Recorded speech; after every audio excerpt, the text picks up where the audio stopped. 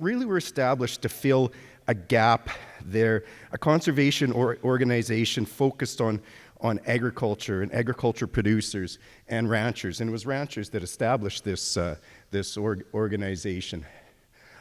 We're the only organization, and we will be the first organization in Canada to hold the term conservation easement. And I'm going to spend a fair bit of my time talking about conservation easements today. But our focus is to protect native grasslands. That's our key mandate, and what our board and our members want us to do. But we think we do it in a unique way that maybe some other organizations can't or don't. So our programs, like I said, I'm going to focus on conservation easements today, but I will talk a little bit about habitat management agreements, habitat restoration agreements, and a little bit on results-based agreements, which we don't offer anymore, but that are still in place. So term conservation easements, that was a key reason that we were established. There was discussions with other organizations that can and do hold conservation easements in Saskatchewan, but they didn't really have an interest in term conservation easements. So an organization had to be established to hold term conservation easements, and that was the beginnings of the Saskatchewan Stock Growers Foundation. And I wasn't with the organization then, but there's some real forward thinking on their part. So we can hold conservation easements under the Saskatchewan Conservation Easement Act, and they're unique. These term conservations are unique because they are for a term. Most commonly, they're in perpetuity. Like if you work with other organizations, Ducks Unlimited, Nature Conservancy, they're probably the most you're most familiar with. They're voluntary. They are legally binding because they are put on title. And once they expire, a term, say 25 years expires, and it's removed from the title. So it's tied to the title. But so if you do sell the land, that easement transfers with the title. Our term lengths are minimum of 25 years. We can go all the way up to perpetual and any length in between. Believe it or not, I can see that better without my glasses. Yeah, I think I'll just maybe go on to the next slide. Yeah, previous easements were always in perpetuity. And one thing to remember, like when negotiating a conservation easement, I use the term negotiating because and I'll refer to this a couple times. It basically really is a real estate transaction. I think it's important that you look at it that way. So unless you make a deal when you transfer the land, only the initial landowner is going to get the compensation. The compensation is paid up front to put that easement on title. That said, subsequent landowners are bound by the terms of the easement. But one thing about term conservation easements, and the folks that established this organization, this was key. A perpetual easement, you're tying that easement to future generations of landowners. A term, that's only going to be one or two generations, depending on the length of the term. Certainly, they can be renewed, but it gives those future generations, especially if the ranch is transferring generations within the family, that they get to make a decision on if they want that land still to be encumbered.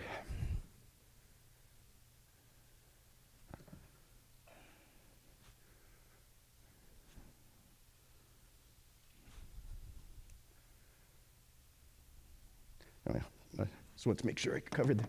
So our conservation easement, even if it's a legal document, so it's still lengthy. I think our conservation easement is 12 or 13 pages long. But the restrictions are very basic.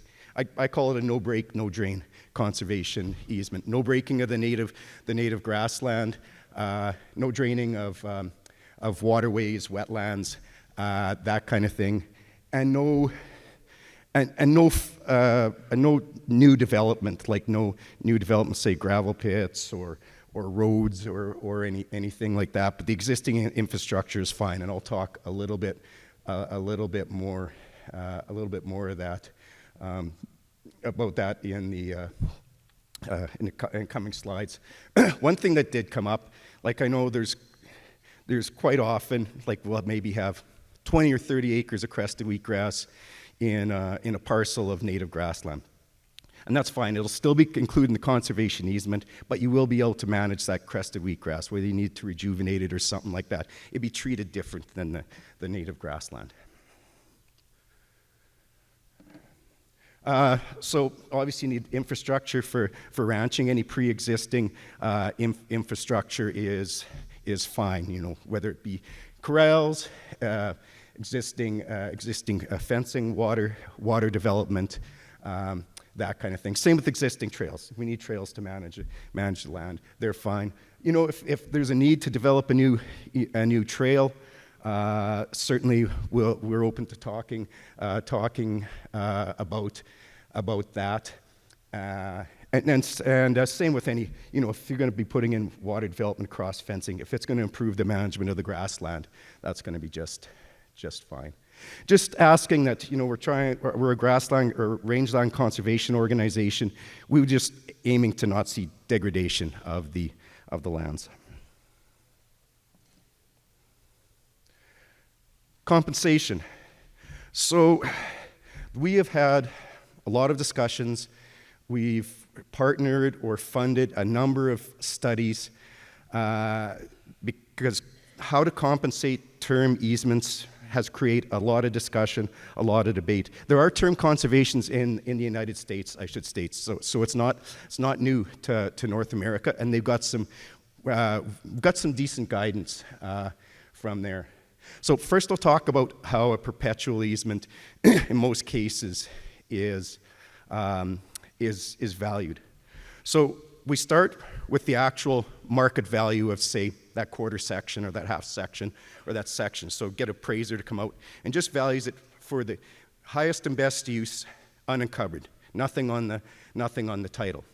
Then the appraiser does a secondary appraisal, and how much is the land value reduced due to being encumbered with the easement. And there is, if you go into the market with an easement on it, it's going to affect the market value.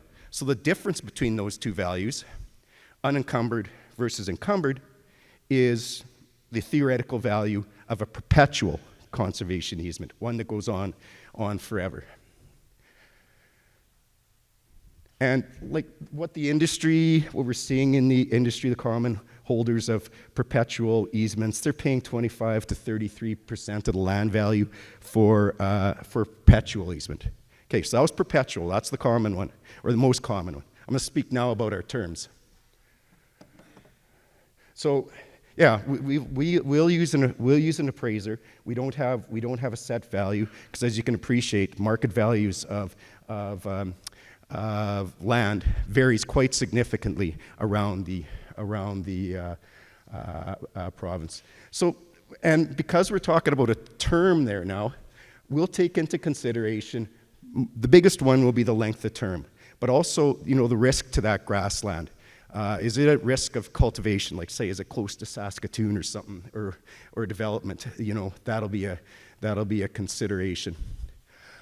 So right now, we're kind of working in that 55 to 75% of a perpetual easement for a term. And, you know, the biggest driver will be, you know, if you're at the 25-year end, it's going to be on the lower ends of the percentages. And if you're at the, say, 45 years, 50 years, you're going to be at the higher end of that percentage. But we're still kind of researching and discussing and looking into this more, but we're kind of getting closer to a methodology we're comfortable with. And as Kelsey mentioned, we're very close to signing our first easement. We've come to agreement on value. Hopefully we got an announcement in the near future. So, at risk, this is a very hypothetical example, and I just wanted to I put up I hope easy numbers to use because I just wanted to show how the term valuation calculation works. So, say the appraiser comes up $100,000 value on an unencumbered piece of land. Put a perpetual conservation easement. They'll be suggested it's $75,000. So that difference, the payment for the perpetual easement would be $25,000. But if we went with a 35-year term, pay about 55% of the perpetual, so it'd be a $14,000 payment for the term conservation easement. So these aren't real numbers. This is just to show how the math would work. Two things I always like to point out.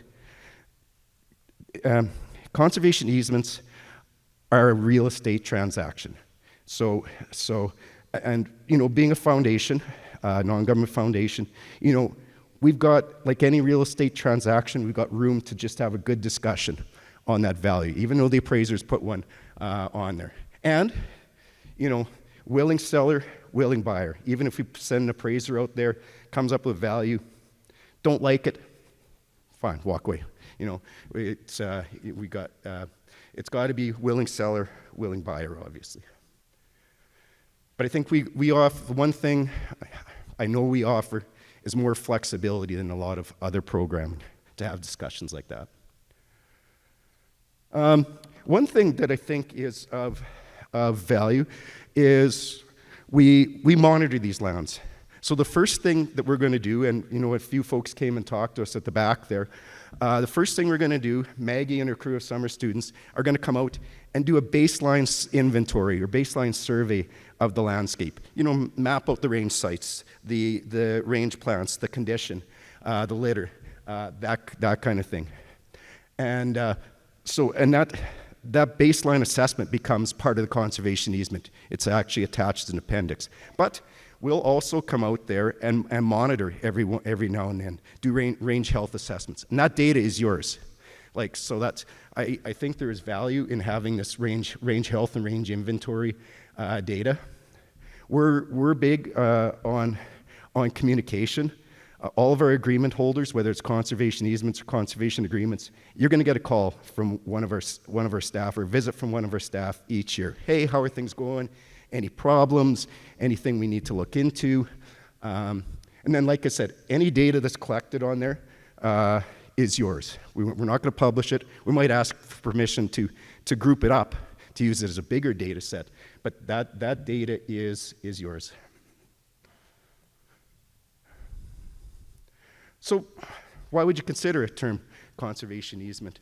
I think, in my opinion, the big thing is, if it's been in native grassland all this time, you can continue to ranch and manage it and own it as you have in the past. You get conservation. If your intent is to keep it in grassland for a significant period of time, you get the ability to get some compensation for us. An opportunity to work with what I think is a unique conservation group is that we're an agricultural entity, but we're a conservation entity. I think I covered off a couple of those other points already. So I'm going to switch gears here. So I spent a good portion of the time talking about conservation easements. We offer a few other agreements, and these are more traditional agreements that lots of funders provide funding for, in that we'll support practices on your land that will improve the health of the rangeland or improve the health of the rangeland for species at risk, improve the ecological health. What's unique with us is we're not tied to a specific suite of activities. We're going to come out, again, Maggie and her team will come out to your ranch, do an assessment, and then sit down, okay, what do we want to do on this ranch? And we have every conservation agreement we have is a little bit different. We take them to our producer advisory committee and board, and they review them to see if it makes sense and it's supporting the things we're trying to accomplish. But I think what we really offer is flexibility. So these agreements are not tied to title, but they are a contractual agreement. Most of ours now are 15 years, so if we put in some cross-fencing, some water development to improve the range health, we're going to sign a 15-year contract with you to manage it the way we've agreed. And we do take one other thing I think is a bit unique for us. We do a lot of times you take actions to improve the healthy rangeland. It involves more management time, and we take that into consideration when we're developing the contract. So what we do is, what is attached to these agreements is what's called a management plan, and that's jointly developed. You know, the owner throws out their ideas, we throw out some of our suggestions, and we come to an agreement. It's cost shared, but again, it's very flexible and it's tailored to your place. So we got kind of two sections to the agreement. One, the conservation measures that we agreed on and the schedule of them, and then, you know, the things we hope, you know, I don't like the term destruction, but the degradation of the land, so that there's no degradation of the land occurring. And, you know, the rancher, the landowner is paid based on the economic value of what we're doing on those lands. Habitat restoration agreements. I know some of you, if you've been following us, we had 2 reverse auctions.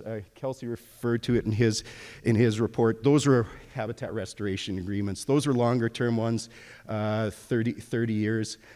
So we've gone through those two auctions, but we still will consider habitat restoration agreements, possibly even on shorter terms, tailored to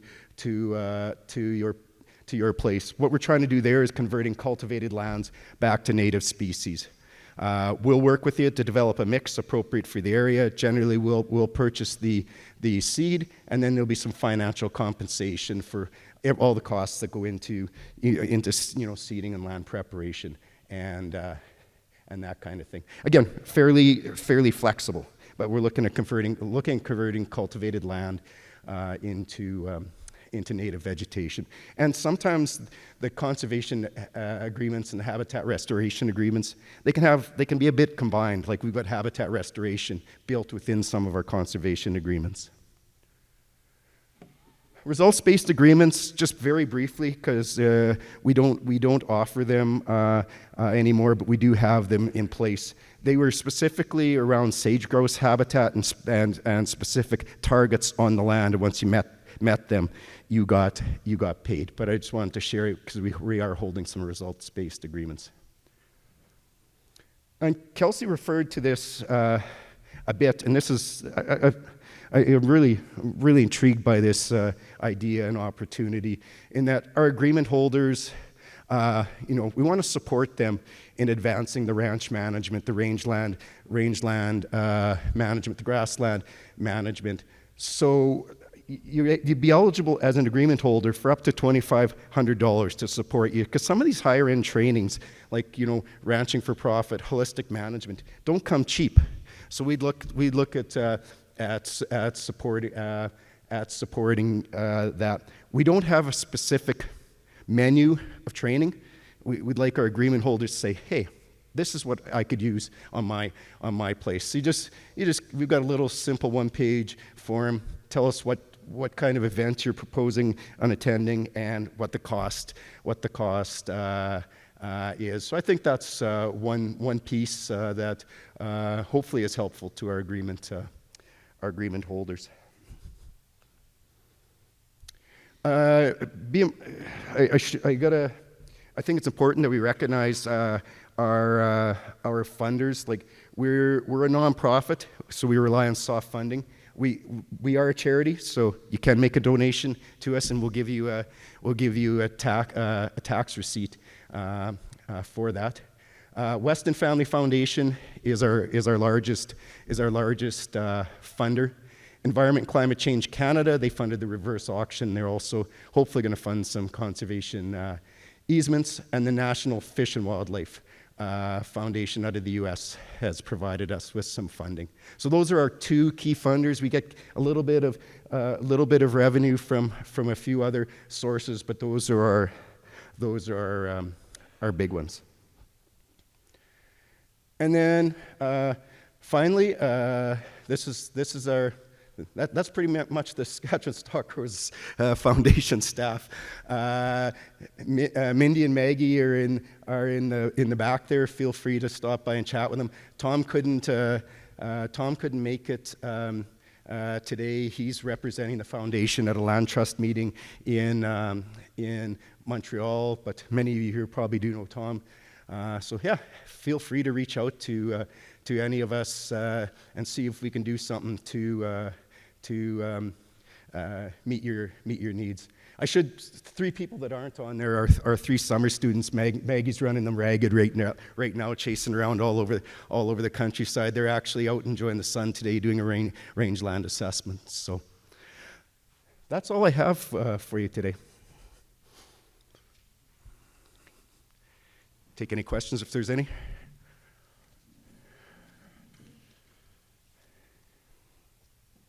Oh, just while you're walking up there, I forgot, Mindy would have killed me.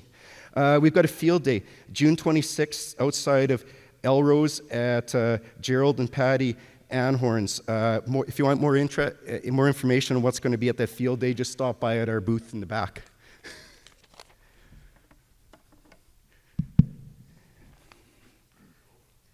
No. How about that? There you go. Well, thank you. That was fantastic. I'm just curious, as far as for income tax implications, is this a capital gain? How come I'm getting the accounting questions today? Okay, it's income for sure. For any of our programs. I don't believe, but you better ask somebody that's more of an accountant than me, that would be capital gain, but I know it's income for certain. The other thing you brought up a good point. There's, under the Income Tax Act, you can get, for a perpetual easement, you can there's I just lost the name of it, there's a tax benefit for perpetual easements, which you can get. You cannot get that with term conservation easements. Okay. And then my other question, if you don't mind, I'm just curious, is there a forced entry right for oil and gas once their land's tied up in a term easement? Okay, that's a really interesting question. The Surface Rights Act actually would take precedent over that. So if somebody buys the oil and gas mineral rights, then the Surface Rights Act kicks in for them to get access. We have nothing to do with that. Ideally, if the oil and gas development's going to go in, and we had, say, conservation easement on the land, we'd really like to work with the oil and gas company the best they can on placement of that, so it minimizes disturbance to the native grasslands. Right on. Well, and thank you. This has been great, and you guys should be really proud of yourselves. Thank you. Yeah, you've answered some of the questions I had in regards to the tax benefits, so thanks for that. I was wondering about, is there any restrictions, for example, on a perpetual or a term in regards to leasing, me as a landowner being able to lease that land out? You've got total control over that land, even if it's leased out right now and you're the landowner. The agreement's with the landowner, so leasing is not even a consideration and is not even addressed in our conservation easements. Okay.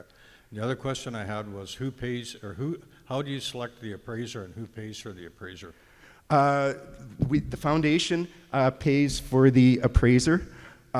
We could come to a mutual agreement on appraiser for sure. We are using one right now just because the challenge, there are not very many appraisers around, and somebody can correct me if I'm wrong, that have the experience of doing that second part of that appraisal with the encumbered one with the conservation easement. The one we're using has some experience. with that. Getting the unencumbered price, lots of folks are very comfortable. Conservation easement price, it's kind of a unique skill set. Hopefully some more folks develop it. Okay, thank you. You're welcome.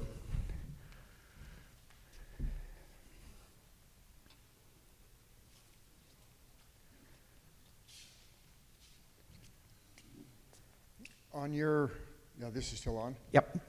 On your appraisal and the difference between fair value and the decreased in value, so I would assume that the amount of decrease in value is very contingent on the location and the potential for development. So I'm assuming that that is a highly variable spread based on those factors, and how do you deal with that compared to a quarter that has high risk of development versus a quarter that has just about no risk of development, and whether there's an easement on it or not isn't going to change either the function or the potential return value on the ground.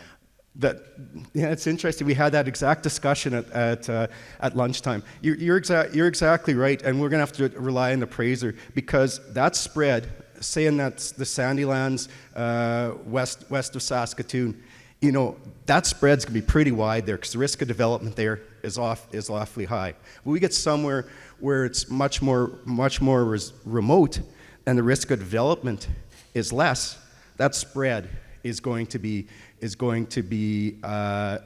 less. I'm confident that that's a given. What that number, what that spread would be, I don't know. We're going to have to rely on our appraiser. And like I said, we're not totally locked. Like, we'll rely pretty strongly on an appraiser because they're professionals.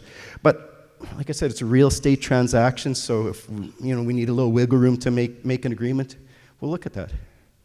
But your point is exactly right.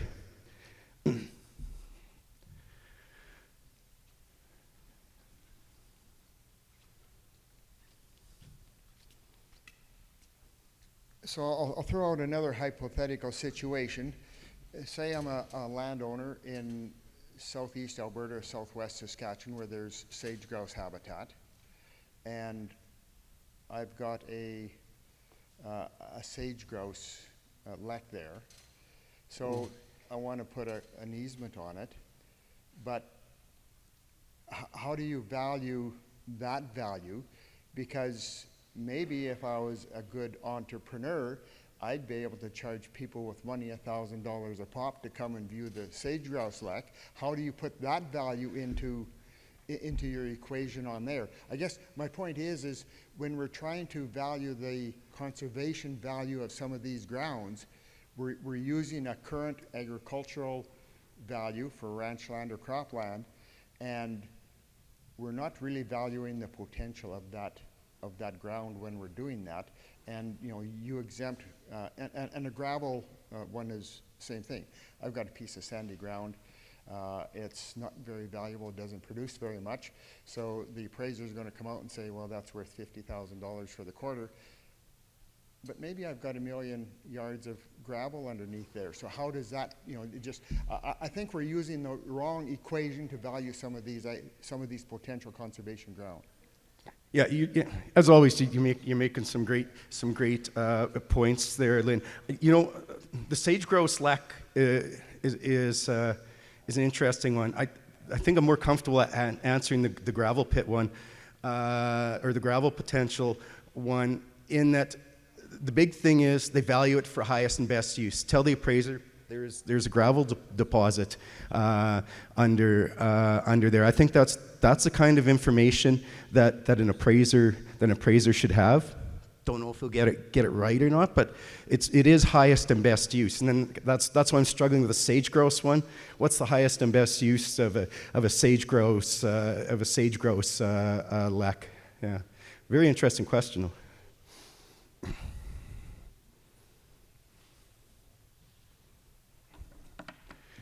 Thank you. Appreciate it.